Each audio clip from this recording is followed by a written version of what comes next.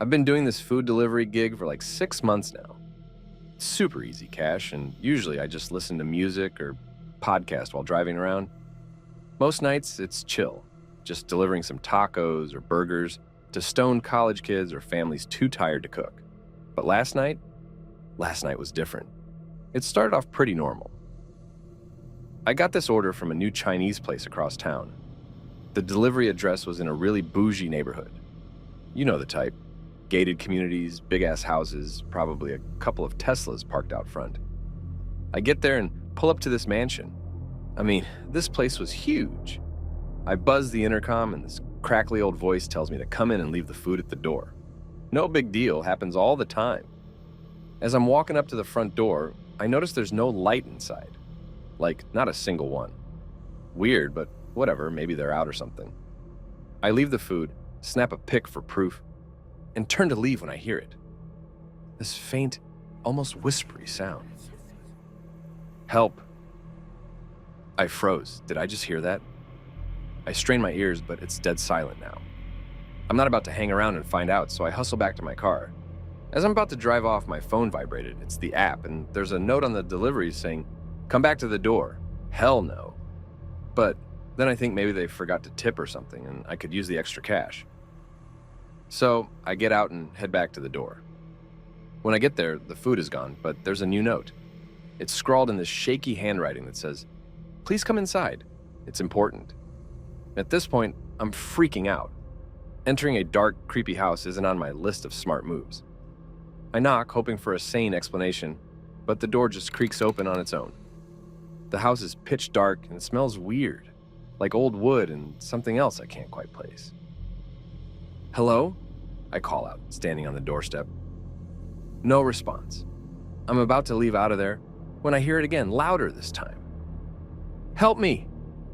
The voice is coming from probably somewhere upstairs.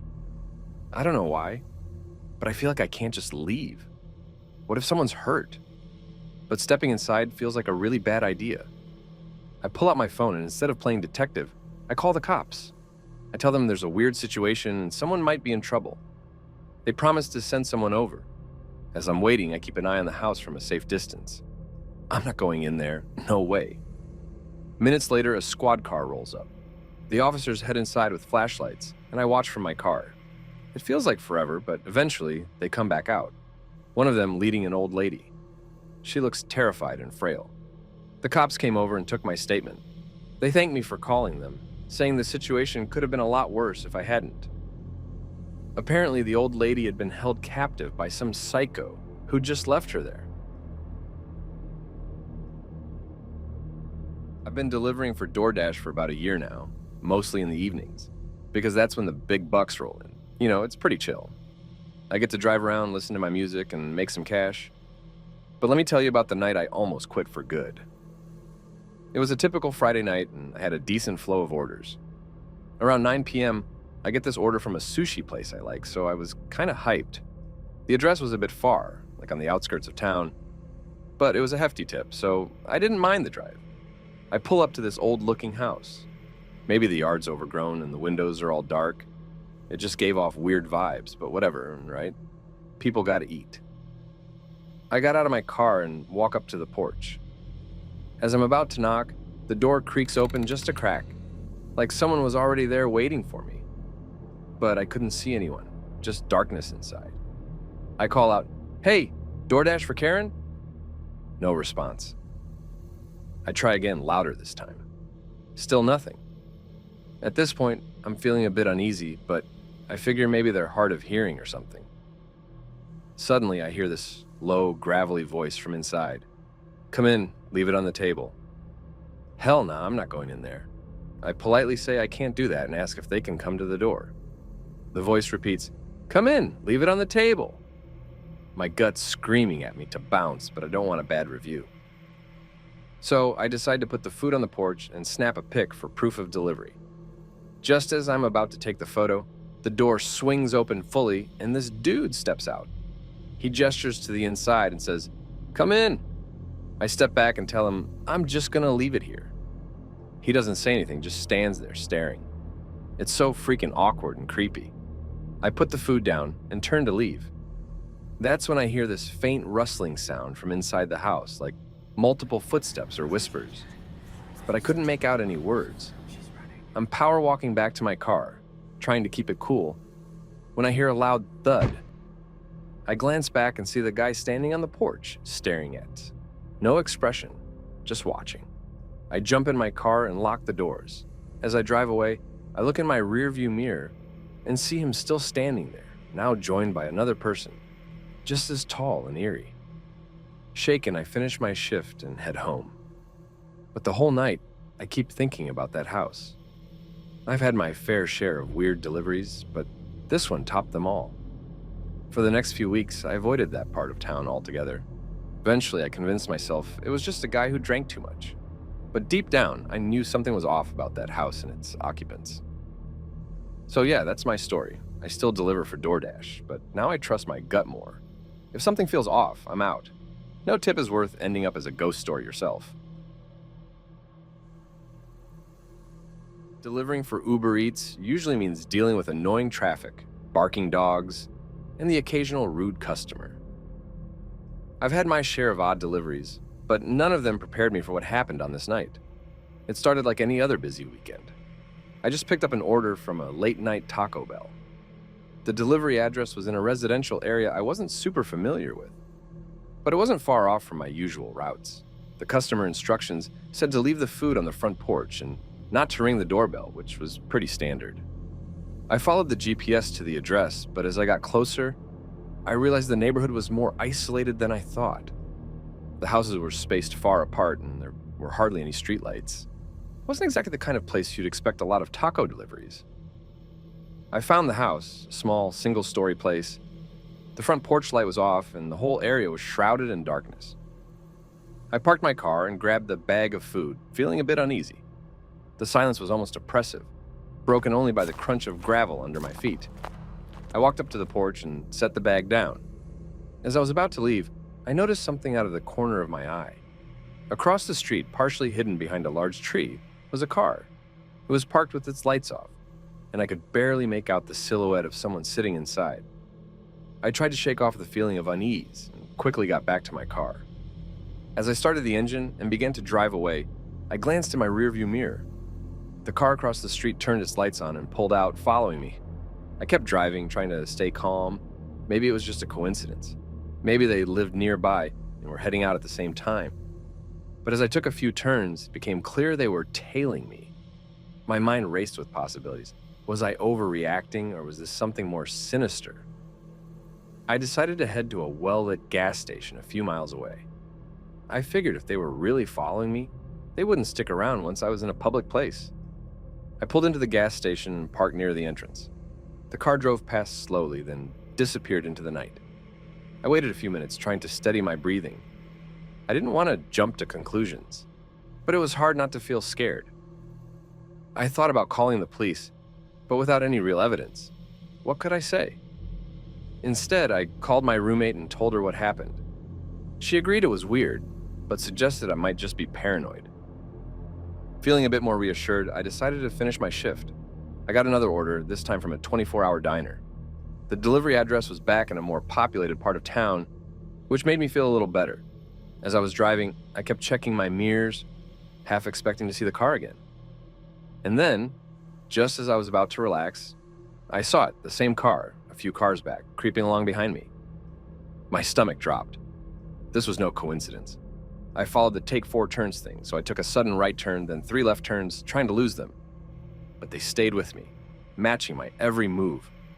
My heart pounded in my chest as I tried to think of what to do. I needed to find somewhere safe, somewhere public. Then I remembered. There was a police station a few miles away. I headed straight for it, not caring if I was speeding.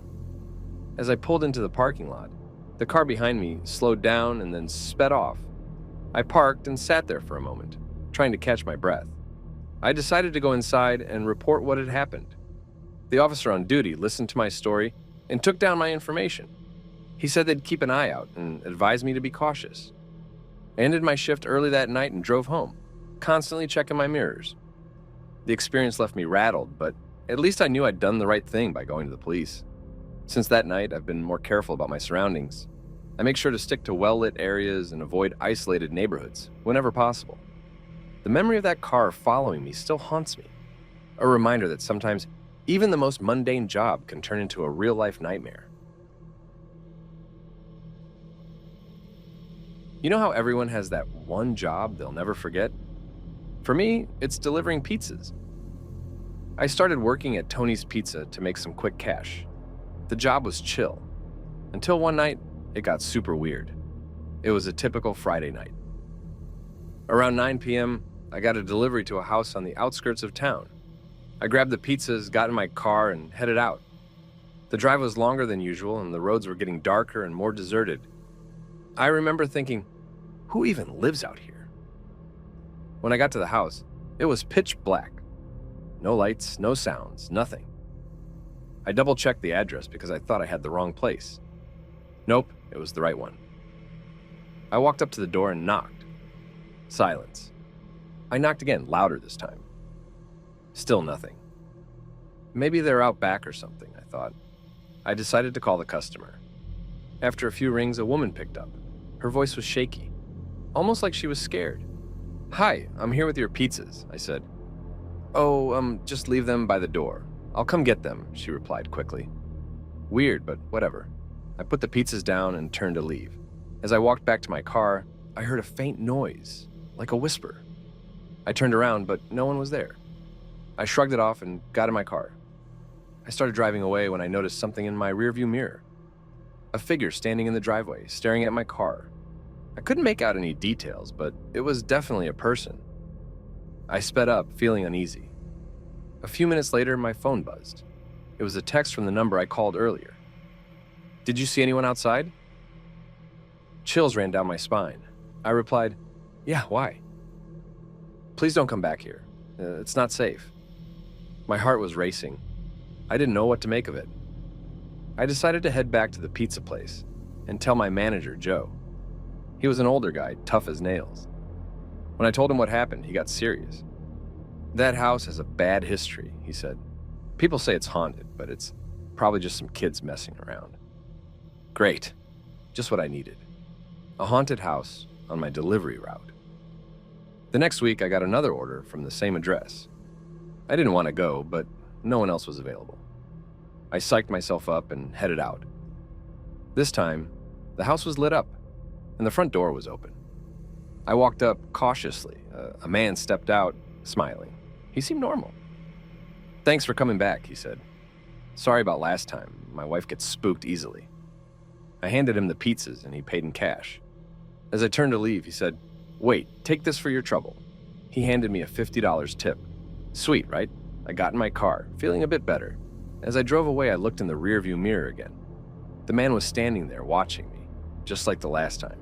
Creepy, but whatever. I had my tip. Later that night, I got another text from that number. "Did he give you money?" I replied, "Yeah, why?" "Burn it, it's cursed." Okay, now I was officially freaked out. I told Joe, and he said to just ignore it. But I couldn't. I threw the money in the trash and tried to forget about it. A few days later, I woke up to a pounding headache and a strange feeling in my chest. I went to the doctor and they couldn't find anything wrong. But every night I had nightmares about that house and the people in it. One night I couldn't take it anymore. I drove back to the house. It was dark again, just like the first time. I knocked on the door, but no one answered. I peeked through the windows, but it looked abandoned. I turned to leave when I heard that whisper again, clearer this time. "Get out." I ran to my car and sped off. When I got back to the pizza place, Joe was waiting for me. He looked worried. I quit that night. No amount of money was worth dealing with that. To this day, I can't drive past that area without getting chills. If you ever deliver pizzas, stay away from old, creepy-ass houses. You never know what might be waiting for you. And that, my friends, is why I will never deliver pizzas again